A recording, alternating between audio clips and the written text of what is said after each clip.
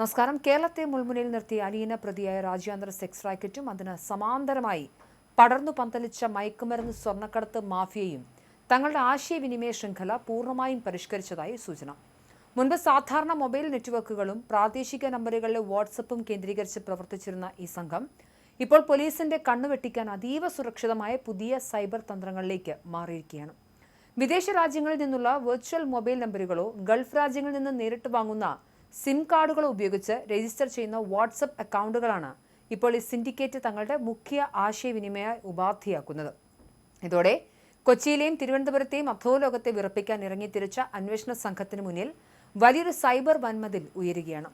ശ്രീലങ്കയിലെ സിം കാർഡുകൾ പോലും ഉപയോഗിക്കുന്നുണ്ട്. നിലവിലെ ഇന്ത്യൻ നിയമങ്ങളും ആഭ്യന്തര മന്ത്രാലയത്തിന്റെ നിരീക്ഷണ സംവിധാനങ്ങളും അനുസരിച്ച് രാജ്യത്തിനകത്തുള്ള മൊബൈൽ നമ്പറുകളിലെ കോളുകളും ഡാറ്റ കൈമാറ്റങ്ങളും ട്രാക്ക് ചെയ്യാൻ സുരക്ഷാ ഏജൻസികൾക്ക് എളുപ്പമാണ്.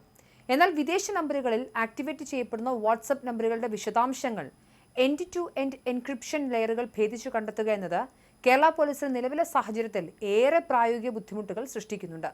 UAE, ഒമാൻ തുടങ്ങിയ ഗൾഫ് രാജ്യങ്ങളിലെ നമ്പറുകളോ ഇന്റർനെറ്റ് വഴി ലഭ്യമാകുന്ന വിദേശ വെർച്വൽ നമ്പറുകളോ ആണ് ഇവർ ഇതിനായി വിലക്കെടുക്കുന്നത്. ഈ ആംഗിളിൽ അന്വേഷണം വ്യാപിപ്പിച്ചാൽ മാത്രമേ പ്രതികളുടെ യഥാർത്ഥ നെറ്റ്വർക്കിലേക്ക് എത്താൻ പോലീസിന് സാധിക്കൂ എന്നാണ് സൈബർ വിദഗ്ധരുടെ വിലയിരുത്തൽ. ഈ രാജ്യാന്തര മാഫിയയുടെ വേരുകൾ തിരഞ്ഞു പോകുമ്പോൾ എത്തി നിൽക്കുന്നത് 2024 കൊച്ചിയിൽ നടന്ന വിവാദപരമായ ഒരു കൂടിക്കാഴ്ചയാണ്. അന്ന് സംസ്ഥാനത്തെ ഒരു പ്രമുഖ ഗുണ്ടാ നേതാവും സിനിമാ മോഡലിംഗ് രംഗത്തെ ചില പ്രമുഖരും തമ്മിൽ നടത്തിയ ചർച്ച വെറുമൊരു സൗഹൃദ സംഗമമായിരുന്നില്ല, മറിച്ച് കേരളത്തെ വിഴുങ്ങാൻ പോകുന്ന വലിയൊരു ലഹരി മനുഷ്യക്കടത്ത് സാമ്രാജ്യത്തിന്റെ അടിത്തറയായിരുന്നുവെന്ന് വ്യക്തമാവുകയാണ്. അന്ന് വിതയ്ക്കപ്പെട്ട മയക്കുമരുന്ന് മാഫിയയുടെ വിത്തുകളാണെന്ന് കൊച്ചി, തിരുവനന്തപുരം നഗരങ്ങളെ കേന്ദ്രീകരിച്ച് കോടിക്കണക്കിന് രൂപയുടെ ബിസിനസ്സായി പടർന്നു പന്തലിച്ചിരിക്കുന്നത്.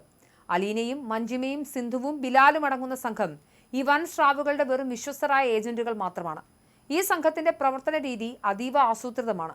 മോഡലിംഗ് രംഗത്ത് തിളങ്ങാൻ ആഗ്രഹിക്കുന്ന പെൺകുട്ടികളെ ലക്ഷ്യമിട്ട് സോഷ്യൽ മീഡിയയിൽ വൻ പരസ്യങ്ങളും മോഹന വാഗ്ദാനങ്ങളും അടങ്ങിയ വീഡിയോകളും ഇവർ പങ്കുവയ്ക്കും.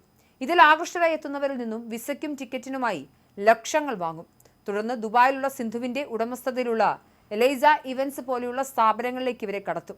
അവിടെ എത്തുന്ന പെൺകുട്ടികളിൽ വഴങ്ങാത്തവർക്ക് മാരകമായ സിന്തറ്റിക് മയക്കുമരുന്നുകൾ ബലമായി നൽകി അബോധാവസ്ഥയിലാക്കി ക്രൂരമായ ലൈംഗിക ചൂഷണങ്ങൾക്ക് ഇരയാക്കുകയാണ് പതിവ്. പിന്നീട് ഈ പെൺകുട്ടികളുടെ അശ്ലീല ദൃശ്യങ്ങൾ പകർത്തി ഭീഷണിപ്പെടുത്തി അവരെ ബംഗളൂരു വഴി കേരളത്തിലേക്ക് സ്വർണവും മയക്കുമരുന്ന് കടത്താനുള്ള കാരിയർമാരാക്കി മാറ്റുകയും ചെയ്യുന്നു. കൊച്ചിയിലെ മരട് പോലീസ് സ്റ്റേഷനിൽ രജിസ്റ്റർ ചെയ്ത മനുഷ്യക്കടത്ത് കേസിന്റെ അന്വേഷണം നിലവിൽ ചെന്നെത്തുന്നത് കൊച്ചിയിലെയും തിരുവനന്തപുരത്തെയും 2 പ്രമുഖ ഗുണ്ടാ തലവന്മാരിലേക്കാണ്. കൊച്ചി കേന്ദ്രീകരിച്ച് പ്രവർത്തിക്കുന്ന ഒരു പ്രത്യേക മിഠായി രുചിയുടെയോ ചോക്ലേറ്റ് മണത്തിന്റെയോ പേരിൽ അറിയപ്പെടുന്ന പ്രമുഖ ഗുണ്ടാ നേതാവാണ് ഈ നെറ്റ്വർക്കിന്റെ താഴെത്തട്ടിലെ കാര്യങ്ങൾ പ്രത്യക്ഷത്തിൽ നിയന്ത്രിക്കുന്നത്. വൈറ്റില ബാർ ആക്രമണ കേസിലെ പ്രതിയും കൊച്ചിയിലെ കുപ്രസിദ്ധ ഗുണ്ടയുമായ ഔറംഗസേബിനെ പോലുള്ളവരാണ് ഇയാൾക്ക് കീഴിൽ അടിയന്തര കൊട്ടേഷനുകൾ നടപ്പിലാക്കുന്നതെന്നാണ് ലഭ്യമാകുന്ന വിവരങ്ങൾ.